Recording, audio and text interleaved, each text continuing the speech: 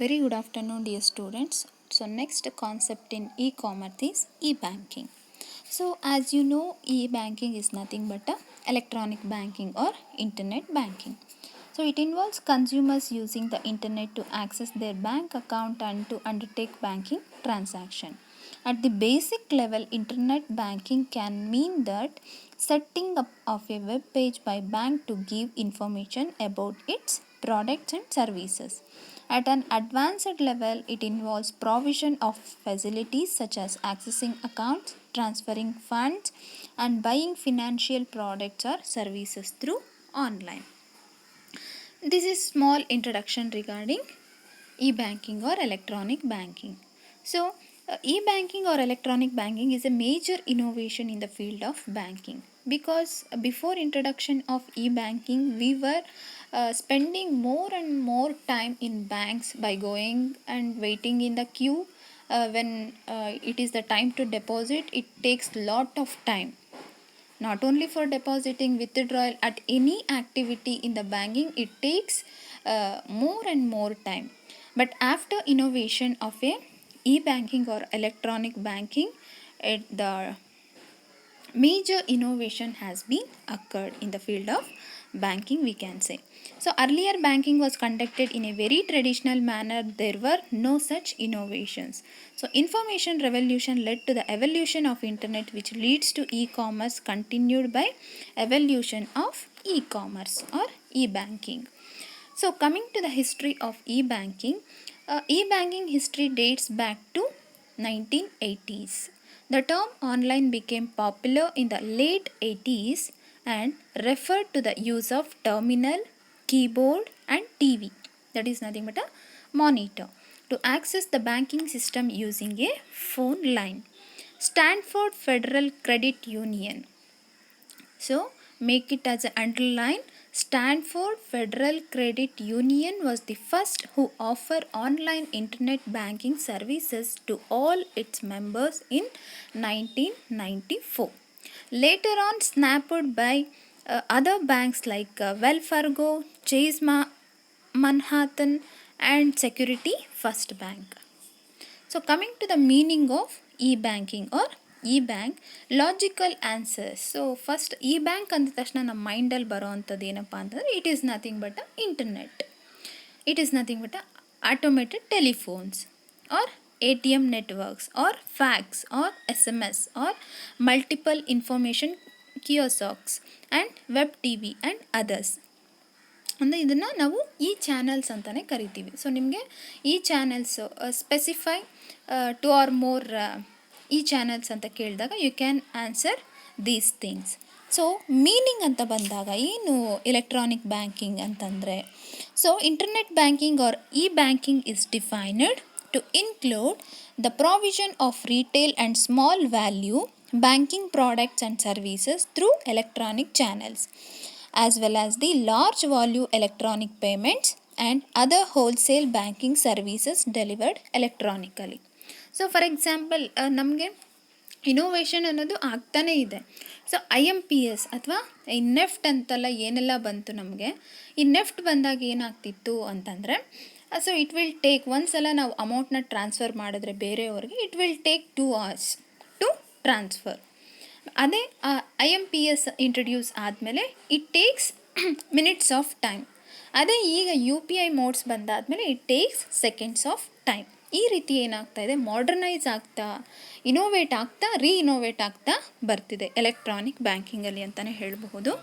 So electronic banking ಅಂತಂದರೆ it is nothing but it is a form of banking in which funds are transferred electronically between financial institution instead of cash, cheques or other negotiable instruments being physically exchanged ಅಂತ.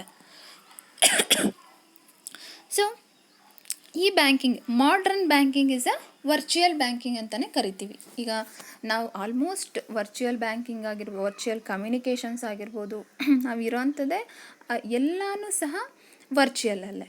So even ಈ ಬ್ಯಾಂಕಿಂಗನ್ನು ನಾವು ಏನಂತ ಕರಿಬೋದು, it is nothing but a virtual banking ಅಂತಲೂ ಕರಿತೀವಿ. So you may expect for 2 marks question. Virtual banking means a customer cannot see the bank, but with the help of technology he can conduct the banking activities anywhere in the world ಅಂತಂದರೆ ಅವನು access ಮಾಡಬಹುದು ಅಥವಾ ಆ ಟೆಕ್ನಾಲಜಿನ use ಮಾಡಿಕೊಂಡು he can conduct all the banking activities, deposits ಆಗಿರ್ಬೋದು, ವಿತ್ಡ್ರಾಯಲ್ಸ್ ಆಗಿರ್ಬೋದು, transfers ಆಗಿರಬಹುದು, what ever he needs the activities of bank without seeing the bank also, without physically exchange he can do all the activities is nothing but a virtual banking. The major types of virtual banking services includes ಅಂತಂದರೆ ನಿಮಗೆ 5 ಮಾರ್ಕ್ಸ್ಗೆ they can ask the types of e banking ಅಂತಲೂ ಕೇಳ್ಬೋದು, modern banking ಅಂತಲೂ ಕೇಳ್ಬೋದು, or they may ask virtual banking ಅಂತಲೂ ಕೇಳ್ಬೋದು. So the major types of virtual banking services includes automated teller machines, that is ATMs, smart cards, phone banking, home banking and internet banking. So firstly automated teller machines, ಈ banking channels ಅಂತಲೂ ಕರಿತೀವಿ, virtual banking types ಅಂತಲೂ ಕರಿತೀವಿ, electronic banking types ಅಂತಲೂ ಕರಿತೀವಿ. So first one ಅದರಲ್ಲಿ automated teller machines. ಎಲ್ಲರೂ ನೋಡಿರೋ ಹಾಗೆ ATMs ಯಾವ ರೀತಿ ವರ್ಕ್ ಮಾಡುತ್ತೆ ಅಂತ ನಮಗೆ ಗೊತ್ತು. So ATMs are widely used electronic channels in banking ಅಲ್ವಾ, ಅದೊಂದು ಎಲೆಕ್ಟ್ರಾನಿಕ್ ಚಾನಲ್.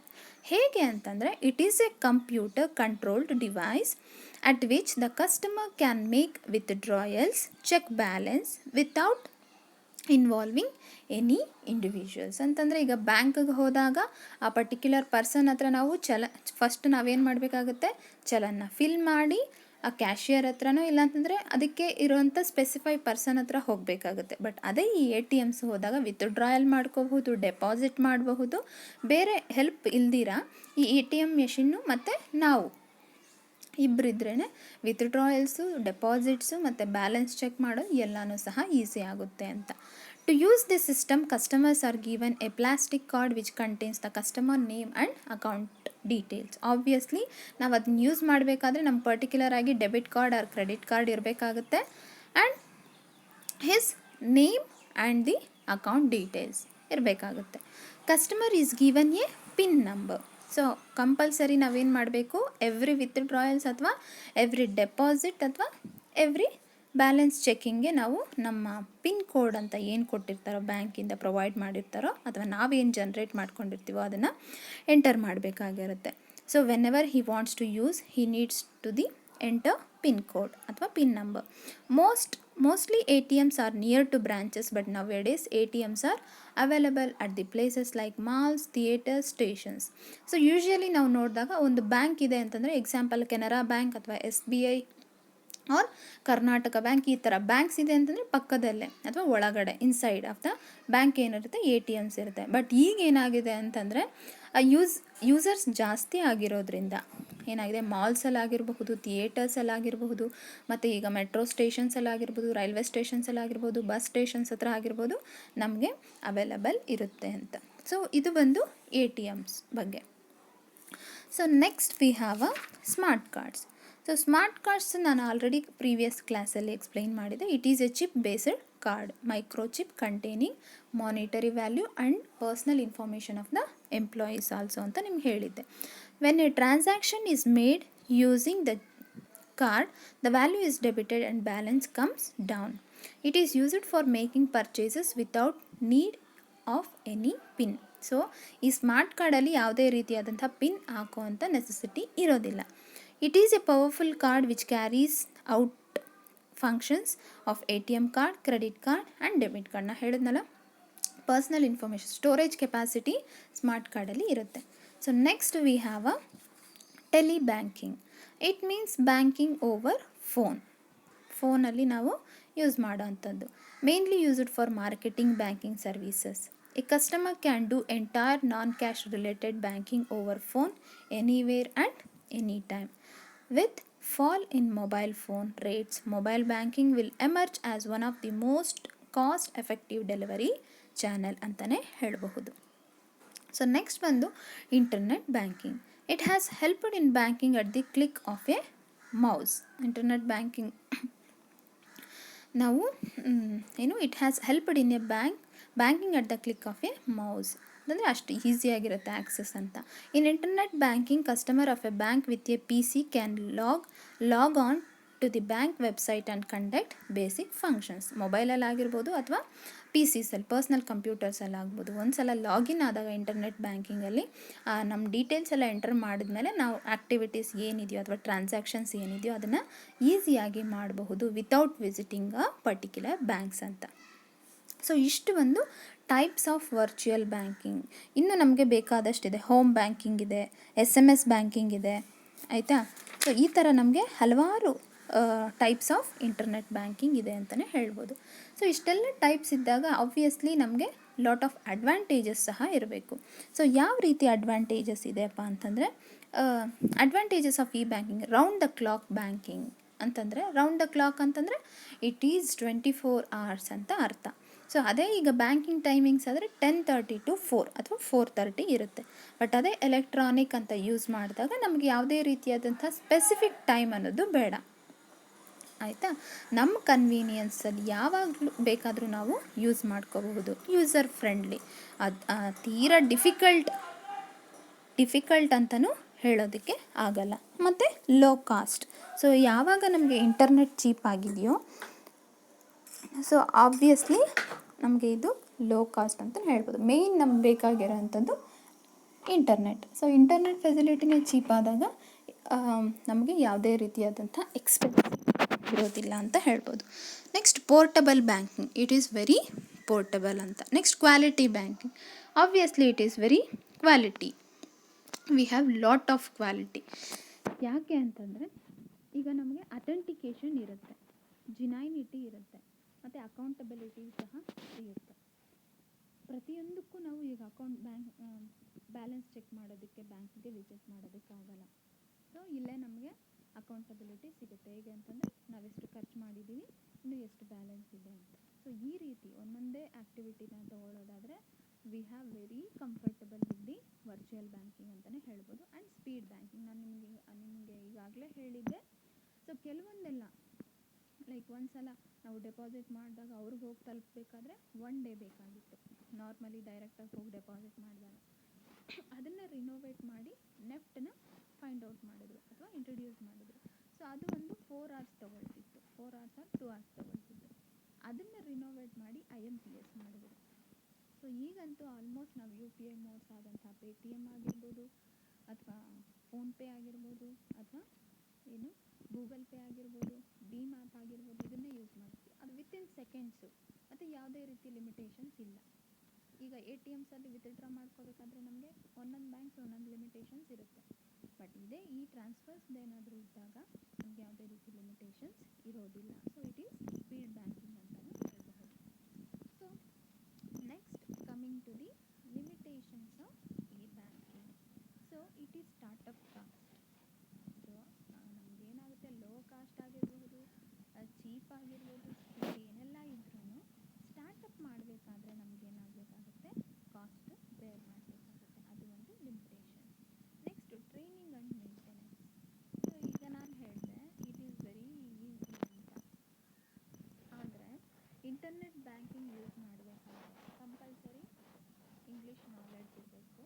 ಇಂಗ್ಲೀಷ್ ನಾಲೆಡ್ಜೇ ಅಂತಲ್ಲ, ಟ್ರೈನಿಂಗ್ ಬೇಕಾಗುತ್ತೆ. ಸ್ಟೆಪ್ ಬೈ ಸ್ಟೆಪ್ ಯಾವ ರೀತಿ ನಾವು ಫಾಲೋ ಮಾಡಬೇಕು, ಮತ್ತು ಮೇಂಟೆನೆನ್ಸ್ ಯಾವ ರೀತಿ ಮಾಡಬೇಕು, ಅದಕ್ಕೆ ಪಿನ್ ಕೋಡ್ ಸರಿಯಾಗಿ ಹಾಕಬೇಕು, ಯಾರಿಗೂ ಸಹ ಅದನ್ನು ಡಿಸ್ಕ್ಲೋಸ್ ಮಾಡಬಾರ್ದು. ಈ ಎಲ್ಲ ರೀತಿಯಾದಂತಹ ನಾವು ಕೆಲವೊಂದು ಪ್ರಿಕಾಷನ್ಸ್ನ ತಗೊಳ್ಬೇಕಾಗುತ್ತೆ. Otherwise it will be very danger ಅಂತ ಹೇಳ್ಬಹುದು.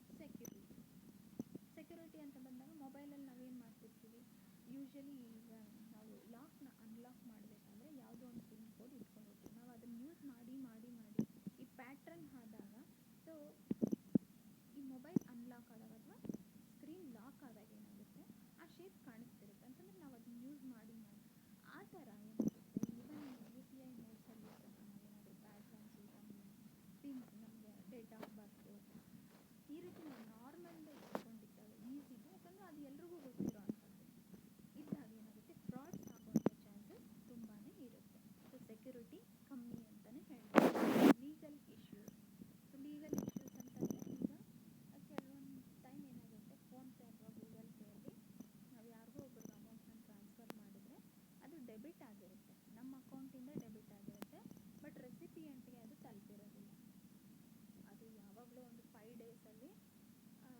ಆಗುವಂಥದ್ದು, ಇಲ್ಲ ನಮಗೆ ರೀಫಂಡ್ ಆಗುವಂಥದ್ದು, ಸಮ್ಟೈಮ್ಸ್ ರೀಫಂಡು ಆಗಲ್ಲ. ಮತ್ತು ಈ ಗೂಗಲ್ ಪೇಗೆ ಮತ್ತು ಫೋನ್ಪೇಗೆ ಯಾವುದೇ ರೀತಿಯಾದಂತಹ ಕಸ್ಟಮರ್ ಕೇರ್ ಇರೋದಿಲ್ಲ. ನಾವು ಗೂಗಲಲ್ಲಿ ಸರ್ಚ್ ಮಾಡಿದ ತಕ್ಷಣ ನಮಗೆ ತೋರಿಸುತ್ತೆ, ಬಟ್ ಇಟ್ ಈಸ್ ಏನು ಫಾಲ್ಸ್. ಅವ್ರಿಗೆ ಯಾವುದೇ ರೀತಿ ಬ್ಯಾಂಕಿಂಗೆ ಹೇಗೆ ಕಸ್ಟಮರ್ ಕೇರ್ ನಂಬರ್ಸ್ ಮತ್ತು ರೆಪ್ರೆಸೆಂಟೇಟಿವ್ಸ್ ಇರ್ತಾರೋ ಆ ರೀತಿ ಗೂಗಲ್ ಪೇಗೆ ಮತ್ತು ಫೋನ್ಪೇಗೆ ಇರೋದಿಲ್ಲ. ಸೊ ಈ ರೀತಿ ಲೀಗಲ್ ಇಶ್ಯೂಸ್ ಆಗೋದ್ರಿಂದ ಫ್ರಾಡ್ಸ್ ಆಗುವಂಥ ಚಾನ್ಸಸ್ಸು ಸಹ ಜಾಸ್ತಿ ಆಗಿರುತ್ತೆ. ಮತ್ತು ಇನ್ನೊಂದು ಏನು ಅಂತಂದರೆ 1 ಸೆಕೆಂಡಲ್ಲಿ ಈಗ ನೇಮ್ಸ್ ಒಂದೇ ರೀತಿಯಾಗಿರುತ್ತೆ. ಈಗ ನಾವು ಫೋನ್ಪೇಯಲ್ಲಿ ಯೂಶಲಿ ಟ್ರಾನ್ಸ್ಫರ್ ಮಾಡೋವಾಗ ಏನು ಮಾಡ್ತೀವಿ, ಡೈರೆಕ್ಟಾಗಿ ಕಾಂಟ್ಯಾಕ್ಟ್ ನಂಬರ್ಸ್ಗೆ ಟ್ರಾನ್ಸ್ಫರ್ ಮಾಡ್ತೀವಿ. ಆಗ ನೇಮ್ಸ್ ಸುಮಾರು ಒಂದೇ ರೀತಿಯಾದಂತಹ ನೇಮ್ಸ್ ಈಗ ಲೈಕ್ ಫಾರ್ ಎಕ್ಸಾಂಪಲ್ ಸುನೀತಾ ಅನ್ನೋ ನೇಮ್ಸ್ ಇಬ್ಬರದ್ದು ಇರುತ್ತೆ. ನಾವೇನು ಮಾಡ್ತೀವಿ, ಸುನೀತಾ ಎನ್ ಅನ್ನೋರಿಗೆ ಟ್ರಾನ್ಸ್ಫರ್ ಮಾಡೋ ಬದಲು ಸುನೀತಾ ಪಿ ಅನ್ನೋರಿಗೆ ಟ್ರಾನ್ಸ್ಫರ್ ಮಾಡಿಬಿಟ್ಟಿರ್ತೀವಿ. ಈ ಥರದ್ದೆಲ್ಲ ಆಗುವಂಥ ಚಾನ್ಸಸ್ ಜಾಸ್ತಿ in case of e banking ಅಂತ ಹೇಳ್ಬೋದು. ಸೊ ನೆಕ್ಸ್ಟ್ ನಾನು ನಿಮ್ಗೆ ಹೇಳಿದಲ್ಲ ಯಾವ ರೀತಿ ಆನ್ಲೈನ್ ಫ್ರಾಡ್ಸ್ ಎಲ್ಲ ಆಗುತ್ತೆ ಅಂತ. ನಿಮಗೆ ಪ್ರೀವಿಯಸ್ ಕ್ಲಾಸಲ್ಲಿ ಹ್ಯಾವ್ ಆಲ್ರೆಡಿ ಡಿಸ್ಕಸ್ಡ್. ಇನ್ನೊಂದ್ಸಲ ಬ್ರೀಫ್ ಅಪ್ ಮಾಡ್ಕೊಂಡು ಹೋಗೋಣ.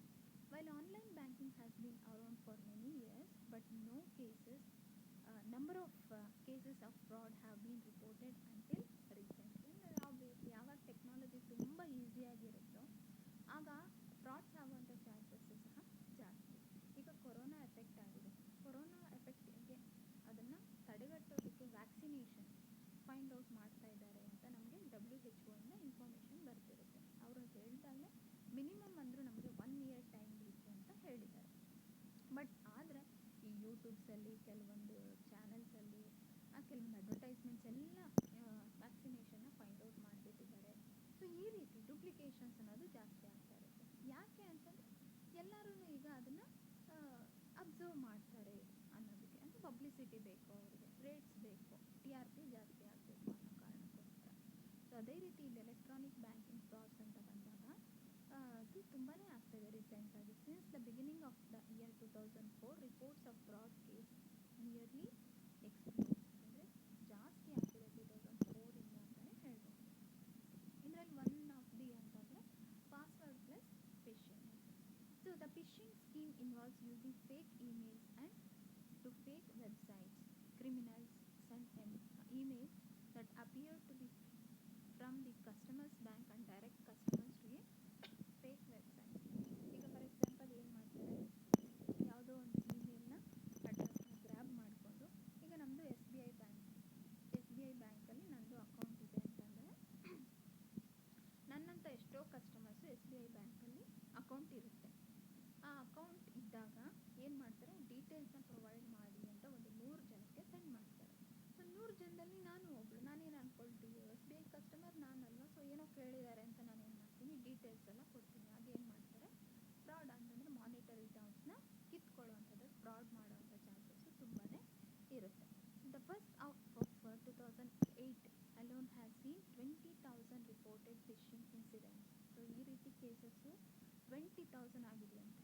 where users are sent phony emails taking them to fake banking websites trying to get hold of their account details, compared with just over 5,100 cases 2 years ago.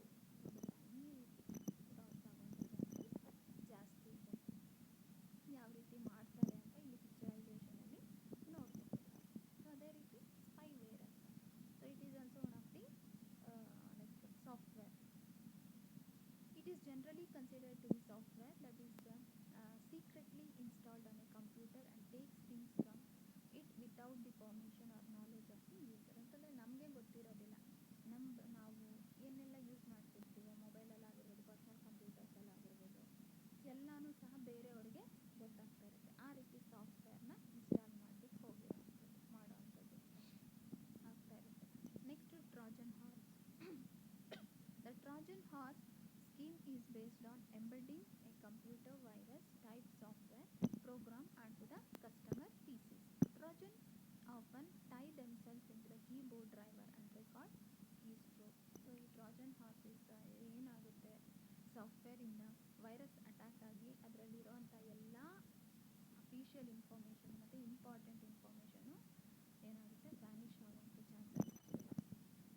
So skimming. Next